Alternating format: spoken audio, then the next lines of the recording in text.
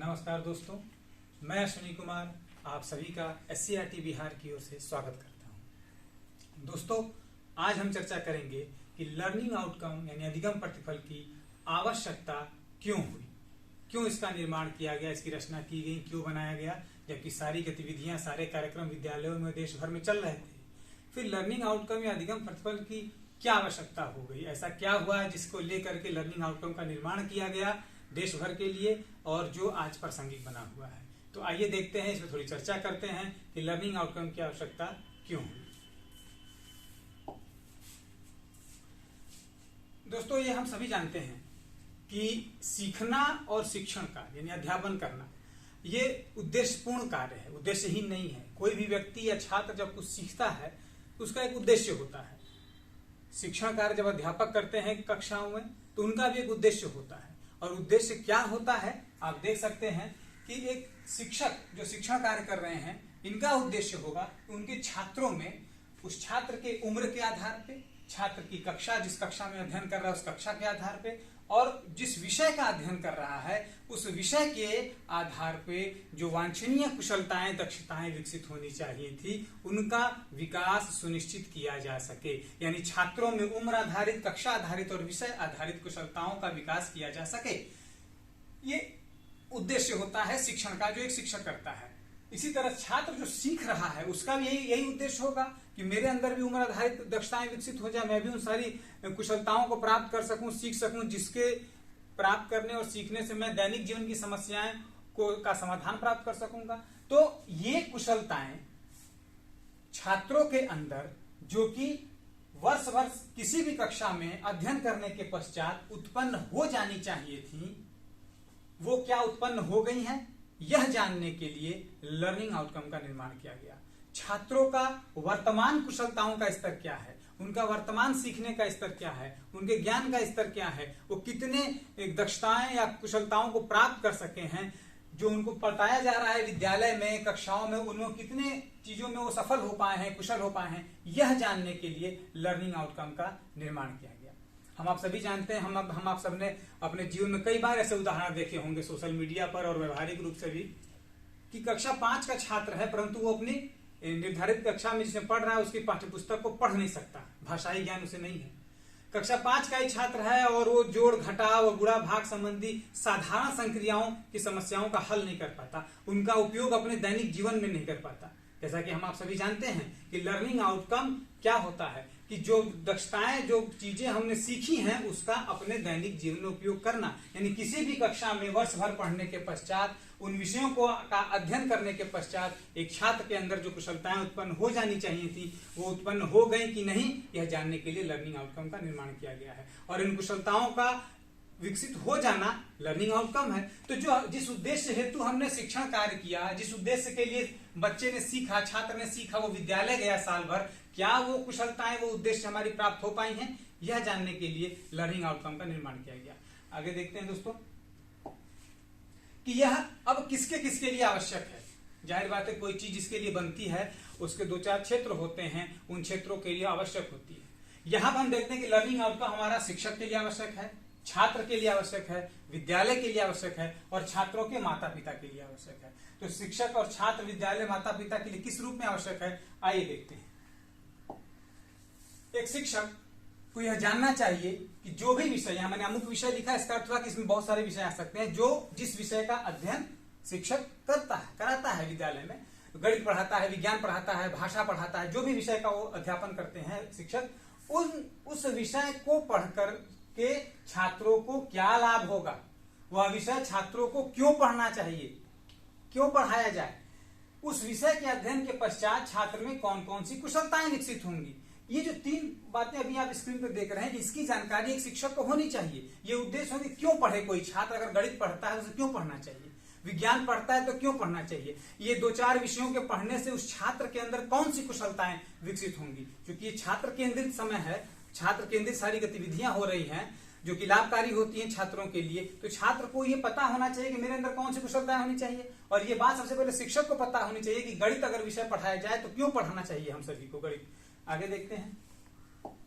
अब जो विषय या शीर्षक वो शिक्षक पढ़ाने जा रहे हैं उसको पढ़ाने के लिए जो वांछनीय हमारा उद्देश्य है, जिसकी पूर्ति करने के लिए हम पढ़ाने जा रहे हैं, उस उद्देश्य को पढ़ाने के लिए शिक्षक को कक्षा में कौन कौन सी गतिविधियों का आयोजन करना होगा जिससे कि उद्देश्य सफल हो जाए, हमारा अधिगम प्रतिफल जो निर्धारित है प्राप्त हो जाए। उसमें कौन कौन से शिक्षण विधियों का शिक्षक के द्वारा चयन किया जाएगा जिससे अधिगम प्रतिफल की प्राप्ति सुनिश्चित की जा सके, और अपने शिक्षण का स्तर एक शिक्षक को किस स्तर पर रखना चाहिए, स्मृति स्तर पर रखना चाहिए, बोध आधार पर रखना चाहिए, या व्यवहारिक क्या करके सीखो या एप्लीकेशन आधार पर रखना चाहिए, प्रयोगात्मक अनुप्रयोगात्मक स्तर पर रखना चाहिए। इन तीनों श्रेणियों में से चयन कर ले कि मेरा लर्निंग आउटकम क्या है, उसके आधार पर मुझे अपने शिक्षण का स्तर क्या रखना है, टीचिंग लेवल मेरा क्या होना चाहिए। आगे देखते हैं। अब एक छात्र की बात आती है कि छात्र के लिए लर्निंग आउटकम कहां कहां आवश्यक है, क्यों आवश्यक है। छात्र को निर्धारित विषय या जो शीर्षक क्लास में पढ़ाया जा रहा है, जो पाठ का अध्ययन कर रहा है किसी विषय के अंतर्गत, उस पाठ को क्यों पढ़ना चाहिए छात्र को, यह छात्र को ज्ञात होता है लर्निंग आउटकम से। छात्र को इसको पढ़ने से क्या लाभ होगा, यह ज्ञात होता है छात्र को। और उस छात्र के जीवन में वह विषय, वह शीर्षक या पाठ कब, कहां और किन क्षेत्रों में लाभदायक है, लर्निंग आउटकम से यह छात्र को पता चल जाता है। आगे देखते हैं, उस छात्र के अंदर उस विषय या शीर्षक या पाठ को पढ़ करके कौन कौन सी कुशलताएं, दक्षताएं विकसित होंगी। इन बातों की जानकारी लर्निंग आउटकम से हो सकती है। आगे चलते हैं, देखते हैं विद्यालय। विद्यालय के लिए लर्निंग आउटकम कैसे लाभदायक है, क्यों आवश्यक है। विद्यालय यह जान सकेंगे, सुनिश्चित कर सकेंगे कि समग्र रूप से उनके विद्यालय में जो छात्र विभिन्न कक्षाओं में अध्ययन कर रहे हैं उनका अधिगम प्रतिफल क्या है। अर्थात अगर हम देखें दूसरे दृष्टिकोण से तो पूरे विद्यालय का ही जो अधिगम प्रतिफल क्या होगा, जो अधिगम की गतिविधियां आयोजित की जा रही है विद्यालय में, उसका प्रतिफल क्या है। कक्षावार, विषयवार और प्रत्येक कक्षा में जो छात्र पढ़ रहे हैं उन समस्त छात्रों का अधिगम प्रतिफल विद्यालय जान सकेंगे अगर लर्निंग आउटकम पे बेस्ड उनका विद्यालय में क्लासरूम चलता है, उनका करिकुलम का सिलेबस उस तरह से डिजाइन होता है, गतिविधियां होती हैं, तो विद्यालय में प्रत्येक छात्र का अधिगम प्रतिफल जाना जा सकता है। और छात्रों में उत्पन्न हो रही वांछनीय कुशलता, कौन कौन सी कुशलताएं जो कक्षावार होती हैं, उम्र आधारित होती हैं, विषयवार होती हैं, छात्रों में कौन कौन सी कुशलताएं उत्पन्न हो रही हैं, और यदि नहीं हो पा रही हैं तो उसके लिए विद्यालय की समग्र रूप से क्या योजना है, क्या बदलाव लाना पड़ेगा कक्ष के अंदर और पूरे विद्यालय के अंदर, किस प्रकार का वातावरण विद्यालय में बनाया जाए जिससे कि समग्र रूप से विद्यालय निर्माण का जो उद्देश्य था वो पूर्ण हो सके। आगे देखते हैं, माता पिता। अब माता पिता के लिए लर्निंग आउटकम कैसे आवश्यक होगा। उम्र आधारित, कक्षा आधारित और विषय आधारित कुशलताएं उनके बच्चों में उत्पन्न हो पा रही हैं कि नहीं। यदि कक्षा 1 की कुशलता है कि वर्णों की पहचान करना, उनको ध्वनि से उच्चारित करना, तो कक्षा 1 का बच्चा जो अध्ययन कर रहा है विद्यालय में, उनके बच्चे के अंदर वह कुशलता कि वर्ण को पहचान लेता है, उसके चित्र को देख के, चिन्हों को देख के स्वर से उच्चारित कर लेता है। उनका छात्र जोड़, घटाव और गुणा भाग जैसी संक्रियाएं, कक्षावार जो योग्यताएं, कुशलताएं निर्धारित की गई हैं वह प्राप्त कर पा रहा है कि नहीं। वो ये कुशलताएं जो किताबों पुस्तकों में दी गई हैं वो मेरे बच्चे के अंदर विकसित हो रही हैं कि नहीं, इसकी जानकारी भी माता पिता को हो सकती है। माता पिता लर्निंग आउटकम के जो डॉक्यूमेंट्स बनाए गए हैं उनको देखकर ज्ञात कर सकते हैं कि कक्षा 3 में अगर उनका बच्चा है तो 3 पास करने के पश्चात मेरे बच्चे में ये निम्न योग्यताएं विषयवार उत्पन्न हो जाएंगी, कुशलताएं विकसित हो जाएंगी। आगे चलते हैं। अब अधिगम प्रतिफल क्या दर्शाता है कि किसी कक्षा में साल भर अध्ययन करने के पश्चात उत्पन्न होने वाली कुशलताएं, यह बताता है, यह एक मानदंड उपलब्ध कराता है जो कि मापनीय है, व्यवहारिक है, और इस मानदंडों के आधार पे हम किसी बच्चे का आकलन भी कर सकते हैं। अगर मानदंड को हम आकलन का आधार बनाते हैं तो इस मानदंडों के आधार पर बच्चे का आकलन भी किया जा सकता है कि निम्न निर्धारित कुशलताएं बच्चे में विकसित हो पाई हैं कि नहीं।